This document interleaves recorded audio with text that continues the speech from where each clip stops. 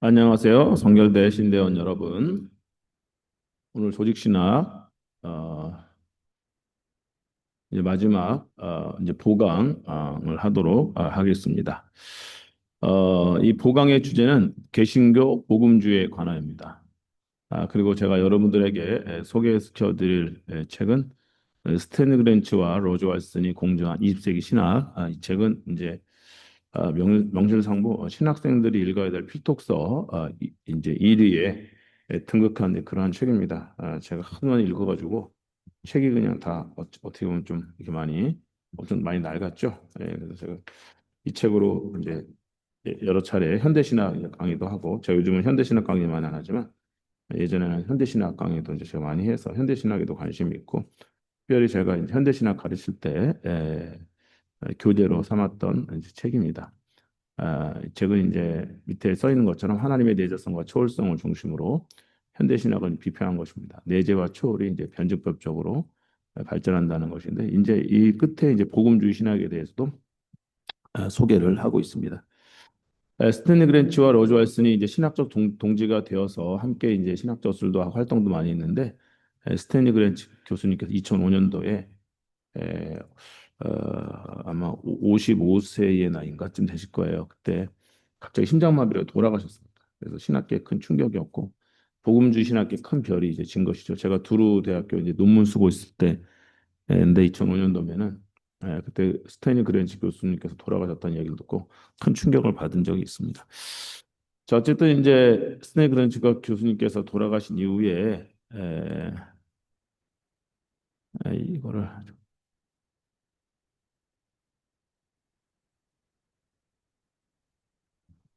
로저 월슨이 이제 혼자서 다 현대 신학이란 무엇인가라는 책을 이 책 여기도 있네요. 여기 이제 이 책을 이제 저술을 합니다. 그래서 이 책에서는 이제 20세기 신학에서 다루지 못했던 내용들을 더 다루고 약간 관점을 좀 달리해서 어, 이제 이 책을 또 저술을 하는 것이죠. 이 책을 저술하는데 이제 이 책에서도 후반부에 이 복음주의 신학에 가서 이제 다루게 됩니다. 그래서 이제 조직 신학에 관심이 있고 또 현대 신학에 관심이 있는 분들은 20세기 신학과 현대 신학이란 무엇인가 이 책을 읽어보시면 여러분들에게 큰 도움이 될 줄로 믿습니다. 자, 그래서 여러분들이 한 학기 동안 이제 조직 신학을 공부하셨는데 그럼 우리는 어떠한 신학적 자료를 가지고 공부하는 것이냐? 그러니까 특별히 예수교 대한성결교회의 이제 신학적 자리는 어디 있냐? 우리는 이제 개신교죠. 개신교라고 하면은 이제 그 프로테스탄트라는 얘기죠. 프로테스탄트. 그래서 이제 우리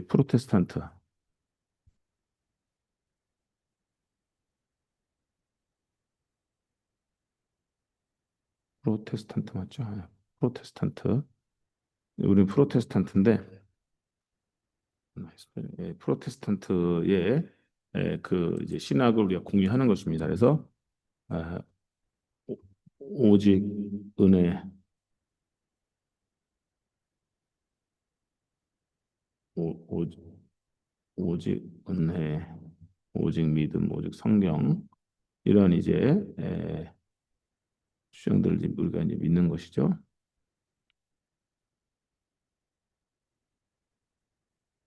그다음에 이제 우리는 복음주의입니다. 복음주의고 복음주의 설명할 거고요. 그다음에 복음주의 중에서도 우리는 웨슬리안입니다. 복음주의 안에도 뭐 캘빈주의, 뭐 베프티스트, 루터런, 웨슬리안 다 있을 수가 있거든요. 우리는 그중에서 웨슬리안이고 또 웨슬리안들 중에서도 우리는 사중복음만 신앙을 가지고 있습니다. 자, 그래서 오늘 여기서 이제 오늘 살펴볼 것은 복음주의입니다. 복음주의. 자, 복음주의 그러는데 도대체 복음주의가 무엇이냐? 복음주의는 이제 이따가도 설명하겠지만 이제 이반젤리컬리즘이라는 운동이고요. 이건 역사적 맥락이 있습니다. 역사적 맥락. 그래서 어떤 것을 믿고 어떤 믿고 하는 이제 그렇게 어떤 우리가 사변적으로 또 교리적으로 접근할 수 있겠지만은 역사적 맥락을 알아야 됩니다. 그래서 현대 우리가 복음주의라고 부르는 것은 특별히 미국에서 일어났던 근본주의와 복음주의 운동에 그 직접적 영향을 우리가 이제 받고 있습니다. 그래서 우리가 복음주의를 알려면 근본주의 운동의 태동을 알아야 돼요. 펀더멘탈리즘이라고 하는 근본주의 운동부터 이제 복음주의가 발생하게 된 것입니다. 그래서 19세기 말에서 이제 20세기 초에 미국 상황을 보면 신학적 위기가 찾아옵니다. 미국 내에서 자유주의 신학이 이제 확산이 됩니다. 왜 그러냐면 독일의 고등 비평이 들어오는 것이죠. 고등 비평은 역사 비평, 양식 비평 이런 이제 뭐 편집 비평 이런 비평들이 들어오면서 성경의 역사성과 무호성이 이제 부정이 돼야 되고 부정이 되게 되고 예수의 신성, 예수님의 신성, 기적과 부활이 다 이제 상징적으로 처리가 됩니다. 역사적 사실이라든가 사실이 아니라 상징적으로 다 처리가 되는 이제 그러한 이제 기독교 정체성의 이제 위기를 맞이하게 되는 것이죠. 그래서 이 독일 고등 비평이 들어오면서 또 하나가 이제 진화론이 들어오는 것입니다. 창조교리가 도전받고 창세기의 역사성이 이제 부정이 되는 것이죠. 그리고 계몽주의, 과학주의 세속화가 이제 급격하게 진행이 되면서 전통 종교의 이제 기독교의 질서가 붕괴되기 시작하는 것입니다.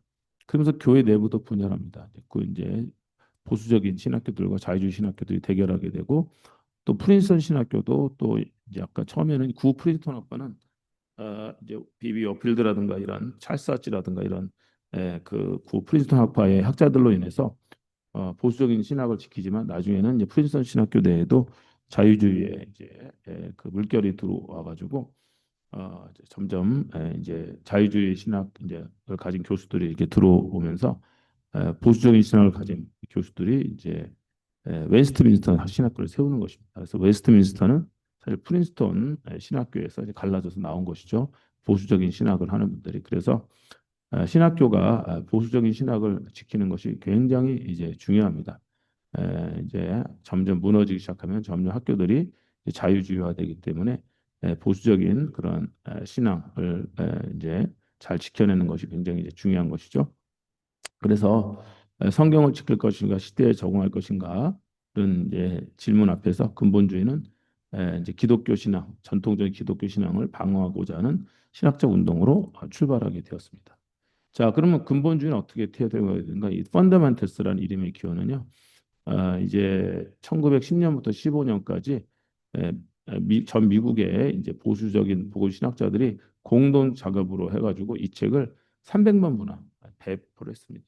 목적은 기독교 신앙의 근본적 진리들을 수호하자. 저도 이제 이 책이 있습니다. 이 책을 이제 12, 이제 또 5권으로 묶은 책이 여기 없나? 어쨌든 이 책이 이제 저한테 가지고 있는데 그래서 아주 복음적이고 보수적인 신앙을 이제 지키려는 그러한 이제 운동인 것이죠.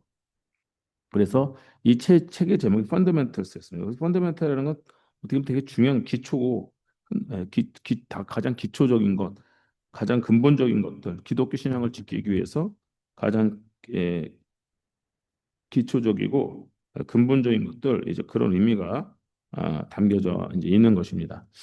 그래서 기독교의 어떤 순수한 신앙을 지키고자 하는 신학자들이 이 책을 이제 짓게 되는데 이 책의 이름으로부터 이제 펀더멘털리즘, 근본주의라는 이름이 나오게 된 것이고 특별히 이들이 이제 지키고자 했던 근본주의 5대 교리가 있습니다.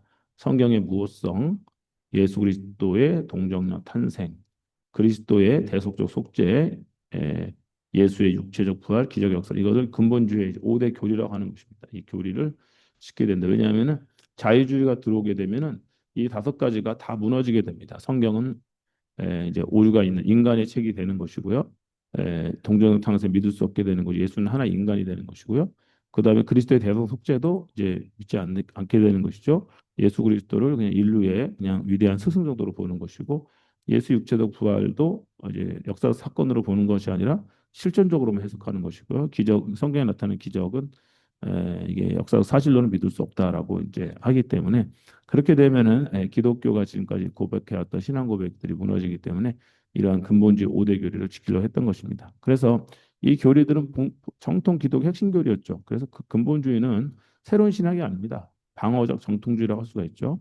그래서 기독교의 근본을 지키려고 하고 기독교의 핵심을 지키려고 하는 그러한 이제 운동이었다는 것을 우리가 알 수가 있습니다. 그래서 근본주의 신학적 특징은 뭐냐면은 성경과는 문자적 해석을 강조합니다. 일단은 문자적으로 해석을 해야 된다. 너무 역사적으로나 비평적으로 하려고 하지 말고 어, 그리고 이제 역사 비평에 대한 강한 거부감을 이제 가지고 있습니다. 그 다음에 구원론에서는 개인의 회심을 강조하고 십자가 중심의 복음을 이제 중심의 복음을 강조합니다. 그리고 세대 종말론은 이제 세대주의적 전천에서 결합을 했죠. 그래서 이때에는 이때 근본주의 운동이 일어나면서 미국의 세대주의 전천연설이 이제 굉장히 많이 이제 퍼지게 되고 이때 세대주의 전천연설 영향을 많이 받은 분들이 한국에 선교사로 오게 되는 것입니다. 그래서 우리 선결교회도 또 우리 세대주의 전천연설에 영향을 받게 된 것이죠. 그래서 휴거, 대할란, 문자적 천년왕국을 이제 믿게 되는 것입니다. 이때 이제 또 어떤 문화 전쟁이라 할까요? 진화 창조 논쟁이 미국에서 또 일어나게 됩니다. 그래서 스코프 재판이라고 하는 유명한 재판이 일어나게 되는데 재판에서는 이겼지만은 언론에서는 이제 근본주의가 반지성주의로 묘사되고 그 현대 과학을 모르는 무식한 사람들로 그렇게 이제 미국의 대중들에게 인식이 되게 됩니다. 그래서 미국 대중문화 영역에서 근본주의 이미지가 추락하고 학문적이고 공적 영역에서 후퇴하게 되었다라는 것이죠. 자, 그래서 이제 1930, 40년대가 되면 분리와 고립이 됩니다. 자유주의 교단에서 탈퇴하게 되고 독립신학교 교회를 설립하게 됩니다. 아까도 말씀드렸던 것처럼 뭐 웨스트민스터 신학교라든가 이런 학교들, 그다음 휘튼 칼리지, 무디 바이블 스쿨 이런 이제 고든 코넬 뭐 이런 학교들 나중에 이제 복음주의에서 생겨난 거지만 어쨌든 그래서 그 이때 그 미국의 성경학교 운동이 일어납니다. 오직 우리 성경만 가르치자 이제 그래서 그 이제 자유주의적인 학교들에서 너무 비평학을 많이 가르치고 그러기 때문에 이제 비평을 가르치지 않는 하나님의 말씀을 절대 무한 하나님의 말씀으로 받아들이면서 순수하게 성경을 가르치는 건 성경학교 운동, 바이블 스쿨 운동이 이제 미국에서 많이 일어나게 돼서 그때 지금 미국에 있는 바이블 스쿨들은 그때 거의 다 생겨난 바이블 스쿨을 할 수가 있습니다. 이때 주요 인물들은 이제 비비 워필드죠. 비비 워필드가 대표적인 인물입니다. 프린스턴 신학교의 성경 모세 학문적인 옹호자입니다. 굉장히 학문적으로 뛰어나신 분이고요. 워필드는 근본주의자지만 반지성주의는 아니어도 굉장히 뛰어난 학자였고요. 그 다음에 이제 그레이션 메이첸 교수가 있죠. 이분이 이제 웨스트민스터 신학교를 세운 분입니다. 그래서 크리스천리티 앤 리버럴리즘, 기독교와 자유주의라는 그런 책을 써서 자유주의는 기독교 한 형태가 아니라 다른 종교다. 그래서 근본주의 신앙의 가장 정제된 지성이라고 불리는 분이 또 그레이샴 메이첸 교수입니다. 그래서 이분 아래서 이제 옛날에 초창기에 이제 배웠던 우리 한국의 교수님들도 많이 있죠. 자, 근데 이제 그 근본주의가 이렇게 근본적인 신앙을 이제 지키려고 했던 것은 너무도 참 좋은 일입니다. 그렇죠? 이제 기독교의 어떤 정통적 신앙을 지키려고 했던 참 좋은 일인데 그런데 문제는 이제 그런 여러 부작용이 이렇게 하려다 보니까 이제 부작용이 많이 일어나요. 그래서 근본주의의 한계와 문제점이 생겨나는데 신학적 문제는 뭐냐면은 성경 해석의 경질성입니다. 그리고 역사와 문화적 맥락, 언어적 맥락을 무시하는 성경 해석이다 보니까 성경 해석에 대한 깊이가 많이 떨어질 수밖에 없는 것이죠. 그래서 당장 지금의 이 본문만 가지고서 하려니까 이제 어떤 그 역사적 문화적 맥락에서 이 성경 본문이 구성이 되었는지를 공부를 해야 좀 더 정확한 성경 해석을 할 수 있을 텐데 그런 맥락을 무시하다 보니까 이제 학문적인 수준도 많이 떨어지게 되는 것이고요. 그다음에 태도적 문제가 있어요. 태도 문제는 배타성 분리주의입니다. 계속 갈라지는 것이죠. 한번 갈라졌기 때문에 조금만 또 자기 생각과 달라도 또 분리되는 거죠.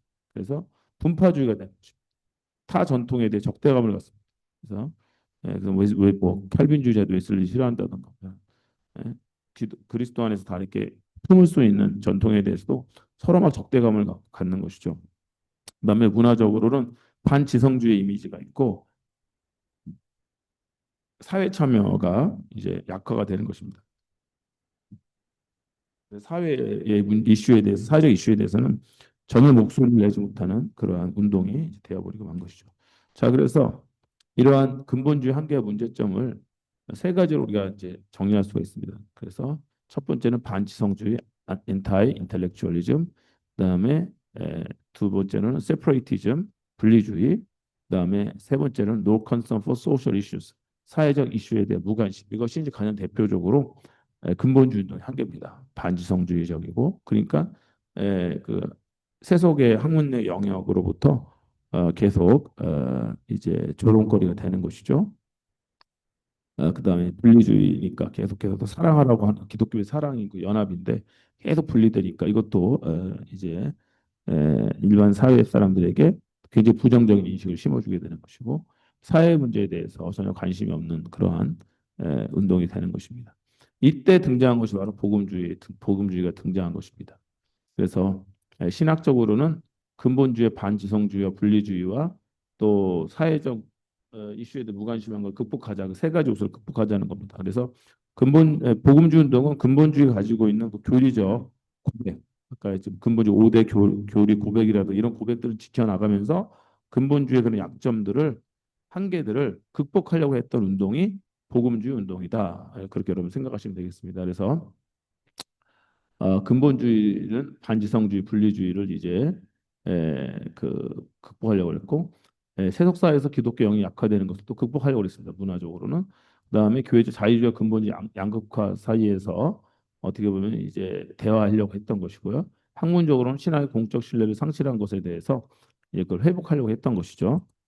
자, 그래서 이제 이발리컬이라는 말은 헬라어의 유앙겔리온 단에서 나온 건데 미국적 의미는 이것은 이제 에, 그 이런 근본주의를 극복하고 그 근본주의 신앙의 고백들은 지키지만 근본주의 한계를 극복하려 했던 운동으로 이제 복음주의 운동이라는 것이 나오게 되는 것입니다. 그래서 영국의 복음주의, 특별히 18세기 웨슬리안 구별되는 20세기 미국의 현상이다. 미국에서 현상이다. 그렇게 여러분들 보시면 되겠습니다. 그래서 단순한 보수가 아니라 정통 신앙을 지키면서도 문화에는 참여하고 선교 결정을 갖는 이런 형태의 어떻게 보면은 이제 좀 더 건강한 기독교라고 할까요? 이런 이제 운동들이 생겨나게 되는 것이죠. 자, 이 복음주의의 탄생은요, 1942년이 그 기원을 잡습니다. 1942년 이때 뭐냐면 NA National Association Evangelicals라는 NA가 미국에서 이제 출발을 하게 됩니다. 전미 복음주의 협의회 뭐 이렇게 번역이 우리나라 말로는 전미 미국 전체라는 거죠. 미국 그러니까 국제 뭐 국제 복음주의 협의회 아니면 전미 복음주의 협의회 이런 식으로 번역되는데 그냥 보통 NA 이렇게 하시면 됩니다. 우리 뭐 뭐 WCC 뭐 이런 것들 번역하지 않는 것처럼 그냥 NA 하시면 됩니다. 복음주의 협의회인데 복음주의 협의회는 근본주의의 분리주의를 거부합니다. 그리고 자유주의 교단과도 구별되는 제3의 길을 걷는 것이고 이제 그 근본주의자들도 자기네들이 이반젤리컬이다 복음주의자라는 표현을 썼기 때문에 헤럴드 오켄가가 이분이 이제 플러신학교 창립자인데 우리는 신복음주의라고 그러자 새로운 복음주의 그러다가 나중에 이제 신자가 떨어지고 이제 이반젤리컬이 복음주의가 된 것입니다. 그래서 근본주의의 신학은 유지하되 태도와 방법 수정하자는 운동이 바로 신복음주의 운동입니다. 자, 그래서 이제 데이빗 베빙턴이라는 유명한 복음주의 학자가 제시한 복음주의 신학성 4대 특징이 있습니다. 컨버전, 회심주의라는 것이죠. 개인의 회심의 중요성을 강조하고 비블리시즘, 성경의 권위와 성경의 신앙의 우리가 신앙과 구원의 중심이 된다. 그래서 성경의 권위의 중심성, 크루시엔트리즘, 십자가 중심 신앙입니다. 그래서 십자가가 기독교 신앙의 핵심이다. 그다음에 액티비즘, 전도와 선교와 사회에 참여해야 된다. 행동주의죠. 십자가 중심주의, 성경 중심주의, 회심, 성경 중심주의, 십자가 중심주의, 행동주의 이렇게 되겠습니다. 이것이 이제 베빙턴이 제시한 그 복음주의의 신학적 특징입니다. 그러니까 여기에서 처음에 이제 NA 복음주의가 탄생하면서 신복음주의자들이 바로 이런 신학적 특징을 가지고 시작을 했다는 것이죠. 그러면 이제 복음주의 신학의 입장을 정리하면 이렇습니다. 성경의 권위와 영감을 강조합니다. 무호성의 대체로 동의하지만 해석에 있어 학문적 연구를 때로 수용하고 역사 비평도 선별적으로 이제 사용을 하는 것입니다. 성경 연구할 때. 그래서 비평학을 이제 사용하는 것을 두려워하지 않습니다. 그래서 나온 이제 에,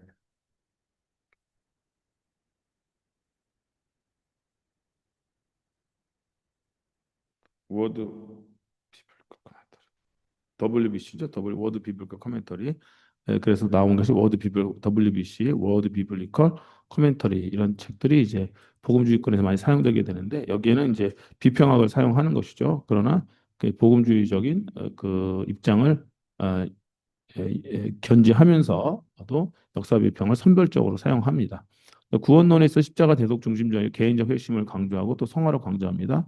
그리고 이제 칼빈주의와 알미니스주의가 이 복음주의 안에서는 공존하는 것이죠. 그래서 이 칼빈주의와 알미니스주의 그리고 우리 웨슬리안인데 웨슬리안들이 복음주의권 안에서 서로 인정하면서 같이 가야 됩니다. 서로 이제 비난하거나 비판하지 말고 교회는 교단을 초월해서 많은 교단들이 이제 여기에 참여했거든요. 선교적 교류고 평신도 사역을 강조하고 또 이제 복음 전도와 사회적 책임을 동시에 강조합니다. 그래서 복음 전도는 이제 근본주의에서 굉장히 강조했던 거, 사회적 책임은 이제 자유주의에서 강조했던 건데 복음주의는 이 복음 전도와 사회적 책임을 동시에 강조하고 인종차별과 가난과 교육 문제에 관심을 갖습니다. 자, 그래서 이제 근본주의와 복음주의를 우리 비교해 보면 그 태도에 있어서는 굉장히 이제 세속적인 것에 대해서 방어하고 분리하는데 참여하고 대화하자. 충분히 우리 그런 지적인 우리의 토대가 있으니까 꿀릴 거 없다. 충분히 우리는 나가서 참여하고 대화해서 설득할 수 있고 기독교 신앙을 방어할 수 있다라는 이제 믿음을 갖는 것이요. 수세적으로 가는 것이 아니라 문화에 대해서 이제 거리두지만 문화에 참여하는 것이고요. 이제 근본주의는 학문에 비판적이지만 학문을 수용하는 것입니다. 그리고 근본주의의 목표는 기독의 순수성을 지키려고 하는 것이고 복음주의는 오히려 좀 적극적으로 복음을 확장하자는 것이죠. 자, 그래서 주요 인물들은 누구냐면 헤럴드 옥겐가가 있습니다. 플러신 학교를 칼렐리와 함께 이제 창립하신 분인데 신복음주의 개념을 이분이 제시했고요. 근본주의를 비판하고 에, 문화, 사회 참여를 이제 강조했습니다.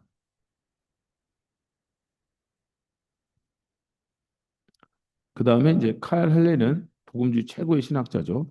그래서 The Uneasy Conscience of Modern Fundamental 현대 근본주의의 불편한 양심이라는 이제 책을 저술한 분으로 유명합니다. 그래서 복음주의의 공적 신학을 강조하고 복음은 개인뿐 아니라 사회 전체를 향한다라는 그러한 이제 말을 함으로 인해 가지고 복음주의가 개인의 구원뿐 아니라 이 사회에도 관심을 가져야 되는 것을 이제 강조한 것입니다.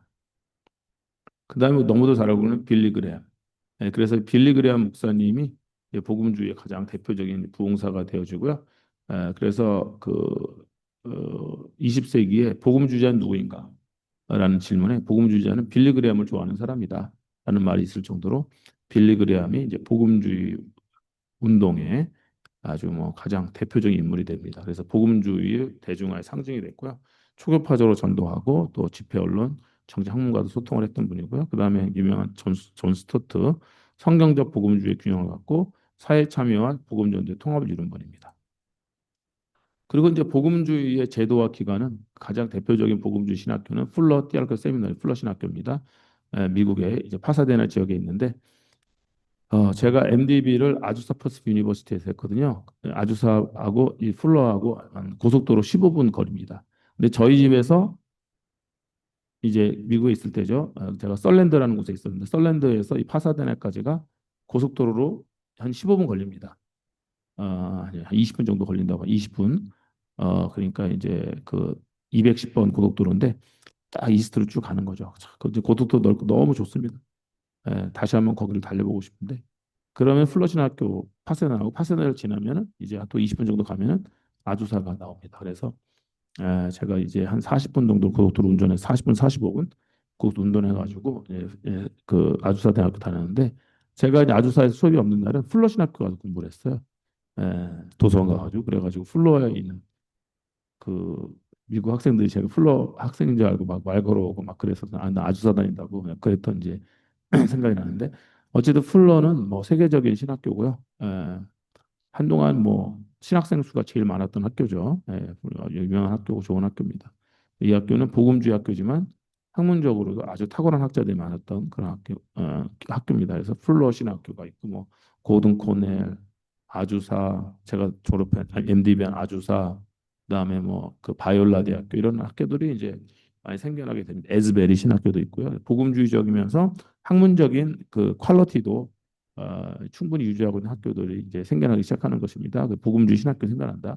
그리고 이제 복음주의를 대표하는 이제 그 저널이죠. 저널이 크리스천니티 투데이라는 그런 저널이 있고요. 그리고 출판사가 그 유명한 IVP 출판사가 이제 복음주의 출판사입니다. 그래서 지금도 IVP 나온 책들은 너무도 좋은 책들이 많아요. 그래서 IVP는 좀 읽고 정말 구입해도 될 정도로 저는 IVP 책은 웬만하면 다 구입합니다. 정말. 왜냐하면은 영성도 되게 좋고 그다음에 이제 학문적인 그러한 퀄리티도 굉장히 좋으면서도 복음주의적이고 그래가지고 IVP가 이제 그 뭐예요? 그 복음주의를 대표하는 또 출판사고 로잔 운동 있죠? 로잔 운동 아시죠? 그 로잔 운동이 또 세계 복음주의를 대표하는 그런 무브먼트가 되겠습니다. 자, 그다음에 여기에 이제 대표적인 이제 복음 신학자들이 있습니다. E.J. 카넬, 도널드 블러쉬, 데이비드 웰스, 클락 피나, 밀러드 에릭슨 다 돌아가셨는데 지금 돌아가신 연도를 표시 안 했어요. 왜냐하면은 이 현대신학 무엇인가라는 책이 나올 때 아직은 안 돌아가셨는데 지금 다 돌아가셨습니다. 버나드 램, 토마스 오든 몇 년에 돌아가셨고요. 토마스 오든 교수님은 저의 선생님입니다. 두루 대학교의 선생님이고 제가 거의 마지막 제자입니다. 제가 공부할 때 토마스 오든이 2년에 한 학기 은퇴하시고 2년에 한 학기만 딱 강의하는데 그것도 마지막에 제가 마지막 학기에 오든 교수님의 수업을 들은 거예요. 그래서 너무도 영광스럽고 지금도 잊을 수 없고 제가 논문 쓰려고 그럴 때 오든 교수님께 특별히 면담을 요청했어요. 그래가지고 두루대학교 근처에 이제 단둘이 가가지고 제가 교수님 식사 사드리면서 그렇게 이렇게 상담도 하고 같이 식사도 하고 그랬습니다. 그래서 제가 토마스 오든 교수님과 함께 겸상한 그런 사람이다. 그래서 저는 늘 영광을 생각하고 있고요. 그래서 미국에서 제가 만난 이제 가장 위대한 스승 중에 한 분이 이제 토마스 오든 교수, 그다음에 도널드 데이턴 교수 이런 교수님들과 함께 공부할 수 있었던 것이 저에게는 엄청난 특권이고 이제 영광이었죠. 그다음에 스테니 그랜츠, 로즈 왈슨 제가 굉장히 이제 개인적으로 좋아하시는 분입니다. 좋아하는 분입니다.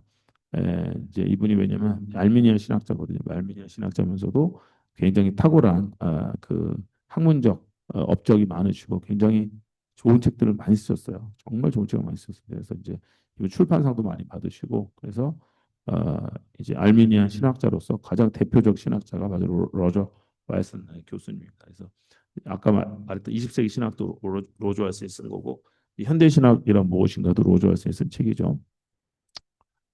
자, 그러면 이제 현대 복음주의의 다양화 이게 스펙트럼이 확장됩니다. 복음주의 안에도 복음주의 우파, 복음주의 좌파가 생겨납니다. 우리나라도 이제 복음주의 좌파가 있잖아요. 그래서 복음주의 좌파가 있고 또 복음주의 우파가 있고 그렇습니다. 그래서 또 복음주의 우파, 좌파 간에 이제 또 갈등도 있고 그래요. 어쨌든 스펙트럼이 확장됐고요. 때로는 정치 이데올리와도 이제 복음주의가 결합하고 복음의 단순성이 약화되고 신학적 정체성이 혼란을 겪게 되는 것입니다. 미국뿐만 아니라 우리나라도 마찬가지입니다. 아, 그럼에도 불구하고 이제 이런 문제점에도 불구하고 복음주의가 모토로 가져야 될 제가 되게 좋아하는 이제 모토인데 in essence unity 이제 본질적인 것은 일치를 in non-essentials liberty 비본질적인 것에는 자유를 in everything love 모든 일에는 사랑을 이런 이제 캐치프레이즈 일종의 늘 기억하면 굉장히 좋을 것 같습니다. 그러면 복음주의가 함께 가는데 큰 이제 도움이 될 만한 좋은 모토입니다. 여러분들도 이걸 기억하시면 좋을 것 같아요. 본질적인 것에는 일치를 비본질적인 것에는 자유를 모든 일에는 사랑을 자, 그렇다고 한다면 이제 우리가 이제 가질 수 있는 그 교훈은 뭐냐? 이 근본주의 복음주의 운동으로부터 정통 신앙을 지키는 것과 정통 신앙을 살아내는 것은 다르다라는 것이죠. 그래서 이게 무슨 말이냐면 근본주의는 정통 신앙을 지키고자 했습니다. 그리고 복음주의는 정통 신앙을 살아내려고 했습니다. 이제 우리는 이 두 가지를 다 붙들고 가야 됩니다. 정통 신앙도 지키고 정통 신앙을 살아내야 되고요. 자, 그래서 어, 근본주의는 정통 교리를 지키는 건 성공했지만 종종 전달하고 설득 같은 것에는 실패했죠. 그렇죠? 예. 복음주의는 정통 신앙을 유지하면서도 학문과 문화, 사회 속에서 복음을 살아내려는 시도였습니다. 그래서 이제 복음주의의 신학의 목표는 옳음을 넘어서 하나님과 교회를 섬기는 진리의 사역으로 이해하는 것입니다. 그다음에 이제 성경관에서 배울 점이 뭐냐? 근본주의와 복음주의 모두 성경의 권위와 중립성을 지켰습니다. 자유에 맞서서 성경은 교회의 기준이다라는 고백을 유지한 것이죠. 그러나 경계할 점이 뭐냐면 성경의 권위를 우리가 인정한다. 특정 해석이 절대 할 수는 없습니다. 그 성경의 권위를 인정한다 그래가지고 칼빈주의 해석이 다 맞다. 절대 안 된다. 그런 건 아니잖아요. 그러니까 성경의 권위를 믿는다는 것이 뭐 칼빈주의자들이 칼빈주의 해석만이 성경의 유일한 해석 방법론이라 생각하면 그건 또 다른 오류에 빠지는 것이죠. 그렇기 때문에 특정 해석의 절대화를 굉장히 경계해야 됩니다. 그래서 성경은 하나님의 말씀이지만 또 인간이 해석하는 것이기 때문에 우리 인간의 연약함, 또 인간의 한계를 또 고백하면서 겸손하게 성경을 해석해야 된다. 근데 무호성의 신앙이 문자주의, 어떤 문화에 대한 조화, 질문 금지로 변질될 위험이 있습니다. 성경을 근데 위험, 그렇죠. 성경을 높인다는 이유로 해석의 책임을 회피해서 안 됩니다. 그래서 우리는 해석의 책임이 있다. 잘 해석해야 될 책임이 있다. 하나님 말씀이 이 무한 말씀을 우리가 잘 해석해야 될 책임이 우리에게 있다는 것을 우리가 기억을 해야 됩니다. 학문과 신앙의 관계에서 교훈이 있습니다. 근본주의 실패점이 뭐예요? 학문 전체를 적으로 간주해 가지고 신학의 공적 신뢰를 상실하게 된 것입니다. 그래서 기독교는 반지성적이다라는 이미지가 고착되어 버렸다는 거예요. 그렇지 않죠. 그래서 복음주의 시도는 학문을 비판적으로 수용하고 신학, 철학, 역사를 서로 대화하게 하는 것입니다. 그래서 학문은 신앙의 적이 아니라 신앙의 깊이를 시험하는 장이 되는 것입니다. 그래서 우리가 학문의 세계와 우리가 토론할 수 있냐는 것은 우리의 신앙의 깊이를 시험하는 장이 되는 것이죠. 굉장히 이제 좋은 말이니까 여러분 기억해도 좋을 것 같습니다. 그래서 학문은 신앙의 적이 아니라 신앙의 깊이를 시험하는 장입니다. 여러분들 그래서 어떤 학문의 장에 나가서도 우리가 이제 충분히 토론하고 또 논쟁하고 해서 기독교 신앙을 방어하고 변호하고 또 선포할 수 있는 그런 실력들을 기르어야 된다는 것이죠. 그다음에 태도의 문제에서 배우는 교훈은 뭐냐면 근본주의 그림자가 있습니다. 분리주의가 있습니다. 우리와 그들을 항상 이제 구분하는 그러한 이제 구조가 있습니다. 그렇죠? 신학적 확신이 영적 우월감으로 변질되는 또는 그런 위험이 있습니다. 그래서 복음주의의 방향은요. 어떤 방향이 되냐면 확신을 유지하지만 유지하되 겸손해야 되고요. 타 전통과 대화의 가능성을 인정할 수 있어야 됩니다. 그래서 정통신앙이라는 것은 공격성이 아니라 겸손한 확신으로 드러난다는 것을 우리가 기억할 수 있기를 바랍니다. 그 다음에 교회관과 사명 이에서의 교훈은 에, 이제 근본주의 교리는요 순결성을 강조합니다. 그렇죠? 그리고 교회는 보호해야 될 요새라고 생각되는데 복음주의는 선교적 교회. 그래서 교회는 파송되는 공동체다 하는 것을 기억을 합니다. 그래서 굉장히 이제 수동적인 교회론에서 능동적인 교회론으로 전환이 되는 것이죠. 그래서 교회는 세상으로부터 도피하는 장소가 아니라 세상으로 파송되는 공동체라고 이제 복음주의는 믿습니다. 자, 사회와 문화에 대한 태도에서의 교훈은 뭐냐면 근본주의의 한계가 있습니다. 그것은 세상과 거리를 두려고 그러고 이게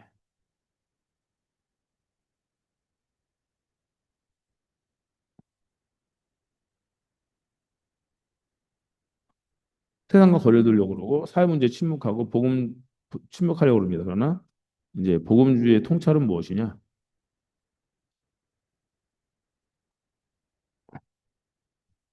복음 전도와 사회적 책임, 정의, 가난, 교육, 인권 문제에 관심을 갖고 복음은 개인의 영혼만이 아니라 삶의 모든 영역으로 향한다는 사실을 이제 기억을 하는 것입니다.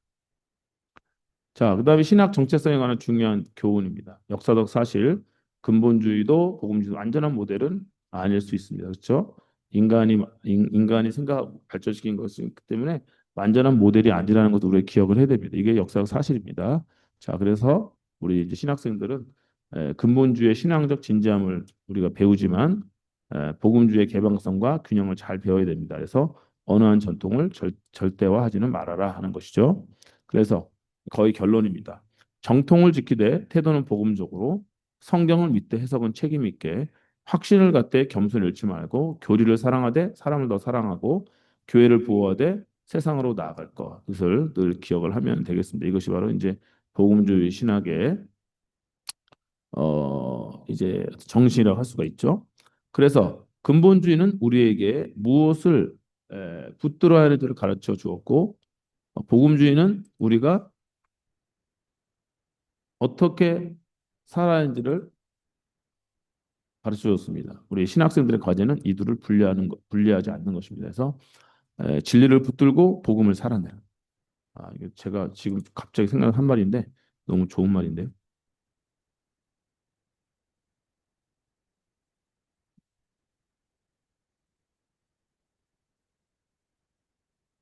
그러면 이게 우리가 이제 이게 정말 제대로 된 복음주의가 되는 것입니다. 그래서 오도독시, 오도포시, 오도프락시스 이게 이제 복음주의가 잘 견제될 겁니다. 자, 오도독시 바른 교리만 있고 바른 취향, 바른 실천이 없다면 어떻게 되겠습니까? 교조주의가 되는 것입니다.